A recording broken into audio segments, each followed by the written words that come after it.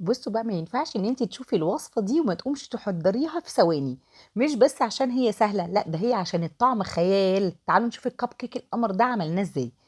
اول حاجه يا بنات، انا جهزت الحليب اللبن المكثف، وعملت كميه هكتب لكم مقداره والمكونات بتاعته فوق الفيديو. طريقه سهله وبسيطه. وهنجهز الحشوه معانا. جبت كوبايه من جوز الهند ونزلت بيها بالحليب اللبن المكثف اللي انا محضراه في البيت، ونعملهم كور زي ما انت شايفه كده. ويفضل ان انت تعمليهم بايد واحده عشان ما يفكش معاكي. تدوريهم تعمليهم كور صغيره وتحطيهم في التلاجة. تعالوا بقى، اول حاجه عملت في الكيكه ان انا عملت كوبايه لبن وحطيت عليها معلقه خل وسبتها على جنب علشان انا عايزاها ان هي تروب معايا. بعد كده نزلت معايا في بوله بيضتين بدرجه حراره الغرفه، وبعد كده بفانيليا وكوبايه من السكر، وكل المكونات بكوبايه واحده اللي هتعايري بيها. بعد كده اول ما السكر دب معايا والبيض لونه فتح، نزلت معايا بربع كوبايه من الزيت، ربع كوبايه بس من الزيت. وبعد كده نزلت معايا بكوبايه اللبن الرايب اللي انا عملتها على جنب.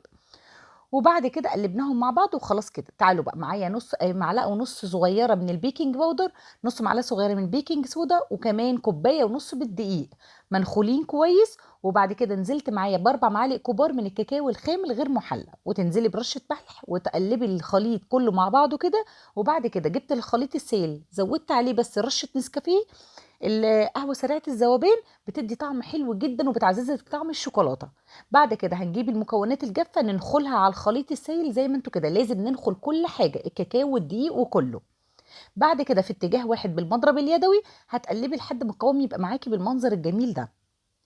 بس كده. نجيب بقى قوالب الكب كيك، او ممكن تعملي في صينيه كبيره مفيش مشكله، صينيه عاديه جدا او قالب مفيش مشكله. نبدا بقى. تعالوا بقى اقول لك خطوه هنا. انا هنا عملت في القوالب بتاعتي، نزلت بكميه الكيك كلها، يعني بملى كده ايه تلتين الكوب. او يعني تسيبي منه الربع فاضي خلاص كده. تمام.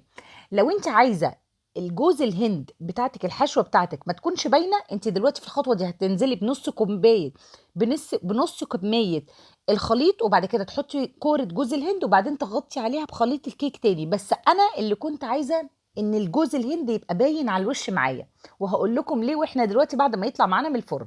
انا كنت عاملاها دوائر كبيره شويه، صغريها وغطيها لو انت مش عايزاها باينه. انا اللي عايزاها باينه حطيتها في فرن على درجه حراره 180 في الرف الاوسط، قعدت معايا من 25 ل 30 دقيقه.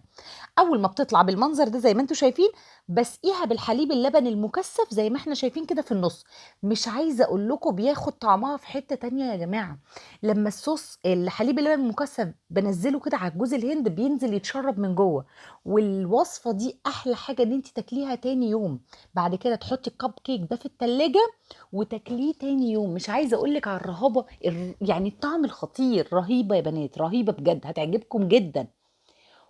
وعملت كمان بقول لكم في القوالب اللي هي في الورق الكرتون، كوبايه الكرتون اللي هي التيك أواي دي ممكن تحطي فيها لو ما عندكيش قوالب كب كيك عادي جدا. كان عندي صوص شوكولاته زي انت بصوص شوكولاته، وطبعا اساسي معاكي لو ما عندكيش صوص شوكولاته مش مشكله. بس الحليب اللبن المكثف انا هكتب لك مكوناته في الكومنتات ان شاء الله. وعايزه اقول لك لازم تحضريه سهل وطريقته بسيطه والطعم حكايه وروعه. اتمنى يكون الفيديو عجبكم. بصوا بصوا الكيكه هشه من جوه. تنسينيش في اللايك والشير لو عجبك الفيديو ومتابعة الصفحة. الجوز الهند بعد ما بيقعد بيوم يا جماعة وبيتشرب من اللبن المكثف خطير، طعمه حكاية رهيب. انت مش هتتخيلي الطعم. والكيكة هشة هشاشان غير طبيعي. بصوا البيكنج صودا تفاعلها ادى هشاشة حلوة جدا جدا، شايفين قطنية من جوه. لايك وشير لو عجبك الفيديو. كنت معايا ابتسام الجبالي واشوفكم في فيديو جديد.